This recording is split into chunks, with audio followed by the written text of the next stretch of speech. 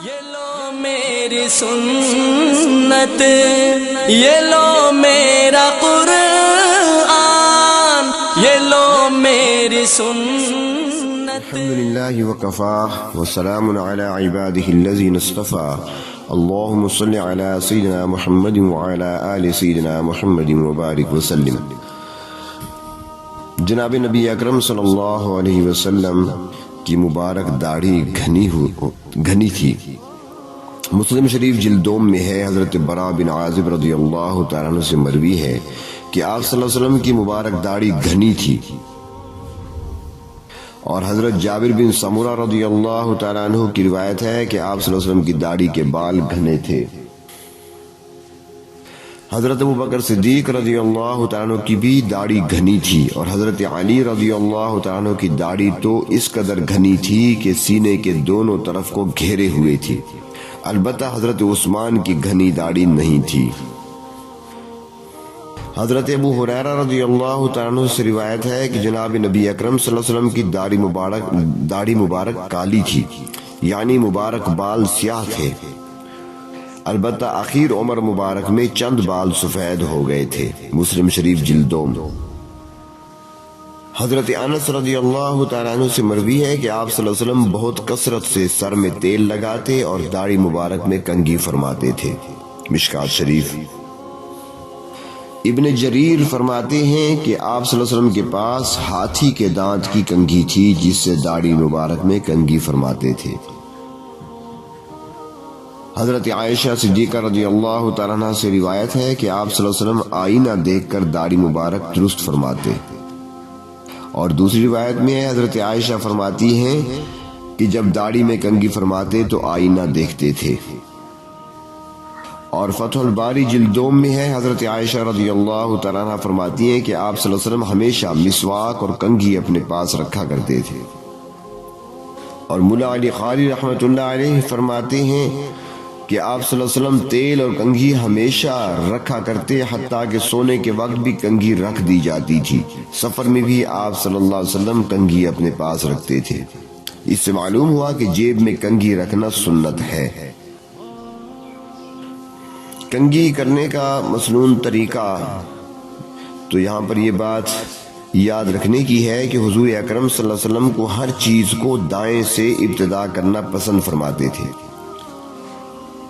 اور اس کا اصل قاعدہ یہ ہے کہ جس چیز کا وجود زینت اور شرافت ہے اس کے پہننے میں دایاں مقدم ہوتا ہے، جیسے کپڑا، جوتا، اور نکالنے میں بایاں مقدم یعنی بایاں پہلے، اور جس چیز کا وجود زینت نہیں اس کے کرنے میں بایاں مقدم کرنا چاہیے یعنی پہلے، جیسے پاخانے کے لیے جانا کہ اس میں جاتے وقت بایاں پاؤں پہلے رکھنا چاہیے بیت الخلاء میں، اور نکلنے کے وقت دایاں، برخلاف مسجد کے کہ اس کا قیام شرافت اور بزرگی ہے، تو اس لیے مسجد میں داخل ہوتے وقت دایاں پاؤں اول داخل کرنا چاہیے۔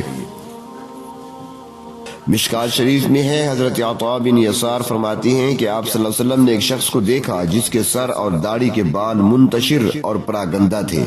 آپ صلی اللہ علیہ وسلم نے ان کو سر اور داڑھی کے بالوں کو سنوارنے اور درست کرنے کا حکم دیا۔ اس سے معلوم ہوا کہ جو لوگ سر اور داڑھی کے بالوں سے بے پرواہی برتتے ہیں، غبار آلود پراگندہ ہوئے چھوڑے رہتے ہیں، سنجیدگی کے خلاف ہے۔ ایسا نہ ہو کہ بالکل بے پرواہ جانور کی شکل بنائے کہ لب کے بال ہونٹ سے بڑھ رہے ہیں، انہیں خبر ہی نہیں ہے۔ ایسی حالت اللہ اور اس کے رسول صلی اللہ علیہ وسلم کو پسند نہیں۔ حضرت انس رضی اللہ تعالیٰ عنہ سے مروی ہے کہ آپ صلی اللہ علیہ وسلم داڑھی مبارک میں ہر دن پانی لگا کر سنوارا کرتے۔ پانی لگا کر سنوارنے اور کنگھی کرنے میں بال کم ٹوٹتے ہیں اور سہولت ہوتی ہے، اس لیے آپ صلی اللہ علیہ وسلم نے ایسا کیا۔ حضرت عائشہ رضی اللہ تعالیٰ عنہ سے روایت ہے کہ آپ صلی اللہ علیہ وسلم جب داڑھی مبارک میں تیل لگاتے تو اولاً ریش بچہ میں لگاتے، یعنی جو ہونٹ کے نیچے جو بال ہوتے ہیں، ہونٹ اور ٹھوڑی کے درمیان، یعنی کہ نچلے ہونٹ کے نیچے جو بال ہیں اس میں پہلے لگا لیتے۔ اور حضرت عائشہ صدیقہ رضی اللہ تعالی عنہا سے یہ بھی روایت ہے کہ آپ صلی اللہ علیہ وسلم جب غمگین ہوتے تو داڑھی مبارک کو ہاتھوں سے پکڑ لیتے تھے۔ یہ ہونٹ کے نیچے جو بال ہوتے ہیں ان کو کاٹنے سے یا منڈانے سے روکا گیا ہے اور اسے بدعت کہا گیا ہے اور خلاف سنت ہے۔ اکثر لوگ یہ بال صاف کر دیتے ہیں، یہ داڑھی میں داخل ہیں اور ان کا مونڈنا داڑھی کے ایک جز کا مونڈنا شمار ہوگا، جسے علماء نے لکھا ہے کہ ناجائز اور حرام ہے۔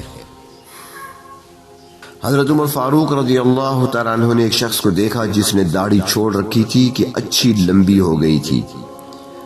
چنانچہ آپ نے ایک شخص کو حکم دیا کہ ایک مٹھی سے جو نیچے ہو اسے کاٹ دے۔ اس نے کاٹ دیا تو آپ صلی اللہ علیہ وسلم نے فرمایا، اس طرح کیوں چھوڑ دیتے ہو کہ درندہ کی طرح بن جائے؟ یعنی جس طرح درندے بال کاٹتے اور تراشتے نہیں، اسی طرح تم نے یہ شکل کیوں اختیار کر رکھی ہے؟ اس سے معلوم ہوا کہ داڑھی کی لمبائی بھی مذموم ہے، ایک مشت یعنی مٹھی سے زیادہ کاٹی جا سکتی ہے، اور اسی پر عمل رہا ہے صحابہ کرام کا بھی، تابعین کا بھی اور اکابرین کا اور علماء کا، اور اسی پر متفق ہیں کہ داڑھی کو مٹھی میں پکڑ لینا اور جو مقدار مٹھی سے باہر نکلے یعنی زائد ہو تو اس کو برابر کر لینا، اور یہ طول و عرض میں کیا جا سکتا ہے، یعنی ہر طرف سے ایسے کیا جا سکتا ہے۔